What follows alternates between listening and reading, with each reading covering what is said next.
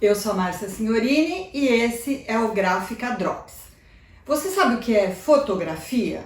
Não é sair do celular que a gente tira toda hora e que depois gera um arquivinho digital e que fica lá na nuvem, milhares e milhares delas. Não, estou falando da bisavó dessa daí. A verdadeira fotografia, que faz jus ao nome, fotografia, escrita pela luz. Que produz esse tipo de documento e que precisa sempre de um negativo e que depois de processado e revelado e fixado dura muito tempo.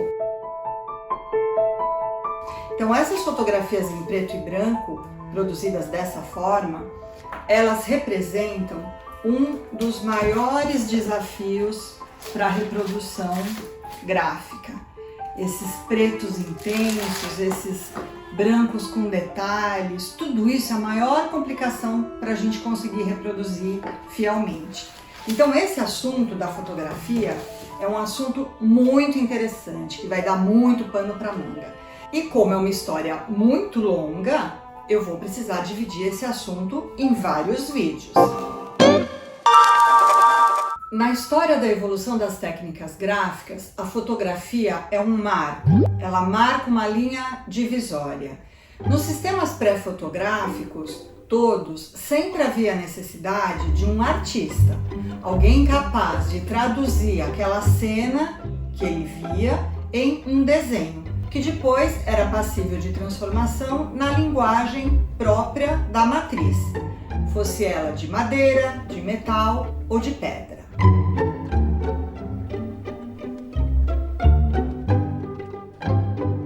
Em meados do século XIX, aquele período em que parece que tudo foi inventado, alguns homens na França, na Inglaterra, tinha até um aqui no Brasil, começaram a pesquisar, a buscar, com base em conhecimentos que já se tinha de física e de química, buscar uma forma de reproduzir as imagens sem necessitar da mão do artista. Eles queriam realizar uma proeza, escrever diretamente com a luz. No campo dos conhecimentos físicos, já era conhecida a câmara escura. É uma caixa com um orifício em uma das extremidades por onde entra a luz refletida por uma cena qualquer que está fora dela, né? Essa luz se projeta sobre a face oposta da caixa e lá dentro, nessa face, forma uma imagem invertida, perfeita daquela cena. Esse princípio veio da China, passou pela Grécia, foi descrito por Leonardo da Vinci e por volta do século XVII começaram a ser produzidos modelos portáteis dessa câmara escura. E eles eram muito utilizados por artistas amadores e também por artistas profissionais. Vocês vão se lembrar do Vermeer, aquele holandês que fez o famoso Moça com Brinco de Pérola, usando essa câmara escura para reproduzir com perfeição a fisionomia da moça. Já do lado da química, existia um fenômeno conhecido, que era o escurecimento de certas substâncias sob a ação da luz. E isso era conhecido desde a antiguidade.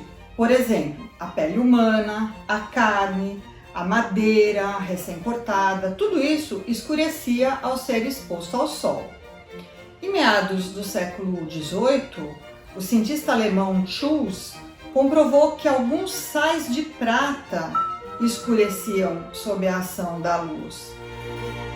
Unindo esses dois princípios, depois de uma série de tentativas, surgiu a fotografia. Em torno de 1820, o francês Joseph Nicéphore Niepce conseguiu registrar uma cena vista da sua janela sobre uma placa de metal tratada com betume da Judéia. Mas foram 8 horas de exposição para obter essa imagem. Já em 1839, outro francês, o Louis Daguerre, apresentou o daguerreótipo. Nessa técnica, a imagem se forma sobre uma placa de prata, que é sensibilizada com vapores de iodo e depois fixada com hipossulfito de sódio. Ela também precisa de mais de meia hora de exposição. É uma imagem muito frágil que tem que ser guardada com muito cuidado para não riscar.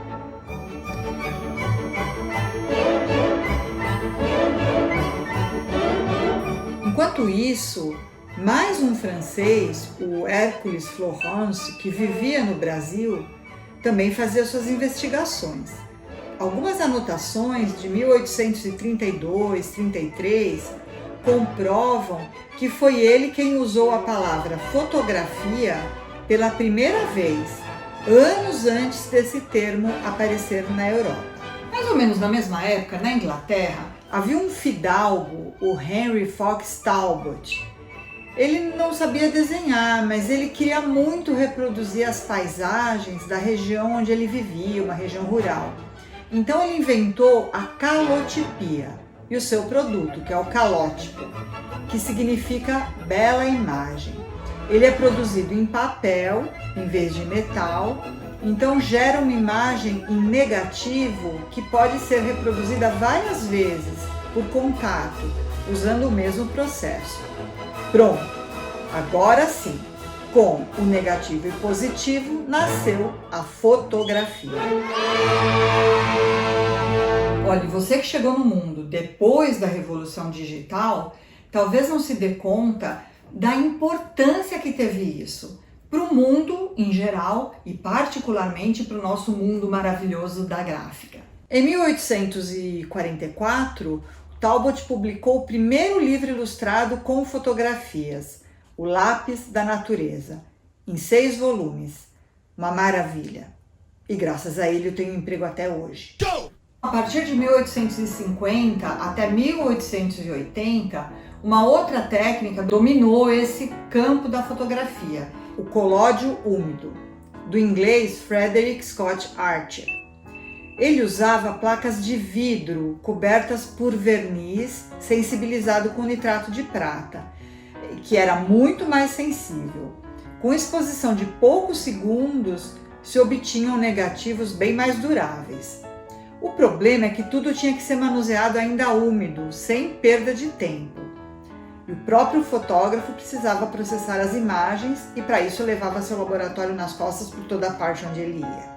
Seguindo nessa evolução, logo esse colódio úmido foi substituído pela gelatina seca, à base de brometo de prata.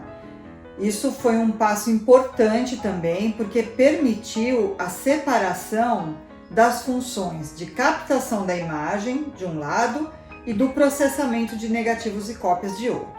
Então, em 1888, a empresa criada pelo americano George Eastman, que já vinha se dedicando à produção de gelatina seca e de filmes, criou uma novidade que mudou completamente o mercado da fotografia. Ela criou a revolucionária câmera Kodak, com um slogan muito sugestivo: aperte o botão, nós fazemos o resto. A câmera já vinha carregada com um rolo de filme e a própria câmera era enviada para a Kodak, que processava esse filme e gerava os negativos e as cópias fotográficas. Isso permitiu uma popularização e uma difusão enorme dessa técnica fotográfica. E durante mais de 100 anos, ela foi a produtora hegemônica de materiais fotográficos para as mais variadas finalidades. Fotografia, uso gráfico, uso em medicina, raio-x, tudo que depende de emulsão de prata. Até a NASA usou os produtos da Kodak para registrar todas as suas viagens espaciais.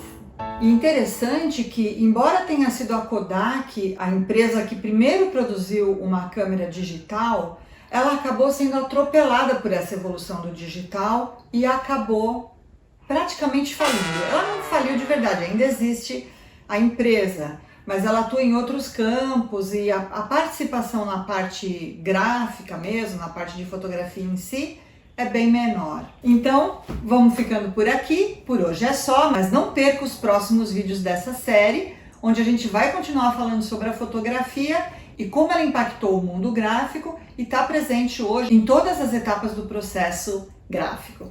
Tchau, tchau! Até mais!